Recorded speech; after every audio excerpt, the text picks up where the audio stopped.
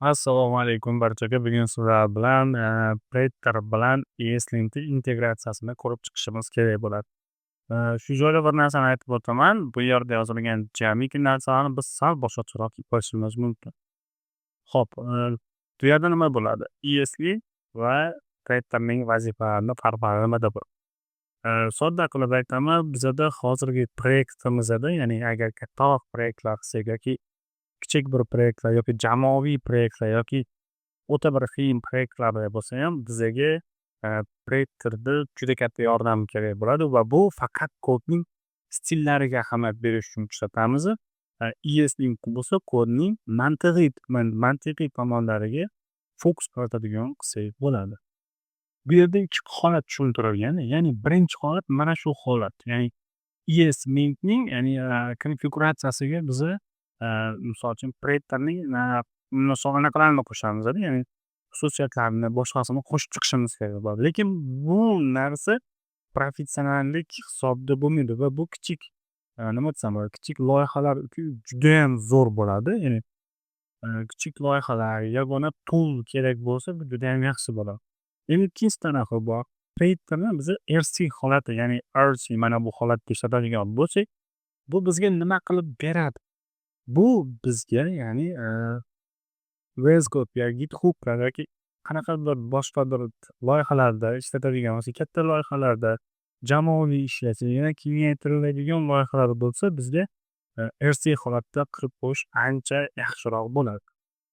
Keling bo'lmasa, men uni loyihada ko'rsatib o'tib ketaman. E'tibor bering, sim bu sim nima, signal bu quick bu tab vtk bularni bilasizlar. Xudo xolasa bularda muammolar yo'q.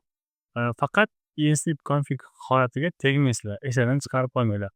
Va men bu yerda juda ko'p kerak narsalarni install qilib qo'yibman. Hali bundan oldin video yozganim to'g'risi.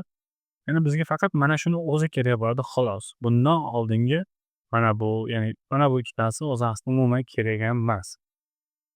Clear qilamizda loyihani mana misol ishlatgan bo'lsam, o'sha qismlarini o'chirib tashlayman hozir. Menga qaysi qism kerak bo'lsa o'sha joyda olib turib, mana rapodni o'chirib tashladim men. Kodida yo'q. Faqat shu kerak. Endi format qismini yozishni boshladik. Format nima qilib beradi? Bizga Predatorni ignore qilib yuboradi. O'zi bilmagan, tanimagan joyini akkes qilib yuborganda ularni tekshirib chiqqin deyapti. Va bu bizga kodimizni sal go'zalroq qilib yozib beradi. RC ham mana shu holatda bo'ladi. Ya'ni mana shu bizga ancha optimalroq dasturchilikda haydashga. E'tibor bering, mana bu o'chirib qo'ydim. Misol uchun har joylarda o'chirib qo'yapman-da. Va endi formatni ko'rib chiqamiz. npm run format qilib bitta bossak, hoppa, ko'rdinglar. Ya'ni bu qayerlarda, ya'ni ESLint configda, ya'ni qayerlarda to'g'rilagani bu o'zi bizga taqir qilib o'zi ko'rsatib tushuntirib ketyapti. Bu juda ham sal yaxshiroq, ancha professionalroq yechim bo'ladi. Tushuntira oldim degan umiddaman. Darsimizni asosiy qismi shu edi. Endi sizlar esa uyga vazifangiz ham bor. Bu yerda ESLint, Predatorni boshqalar tushuntirilgan. Uyga vazifada siz xuddi shu narsalarni o'zingizda bir sinab ko'ring. Qanaqa foyda berdi va boshqa va xulosangizni kommentariyada yozib qo'yishingizni kutib qolaman. Darsimiz shu yerda tugadi. Gaplashamiz.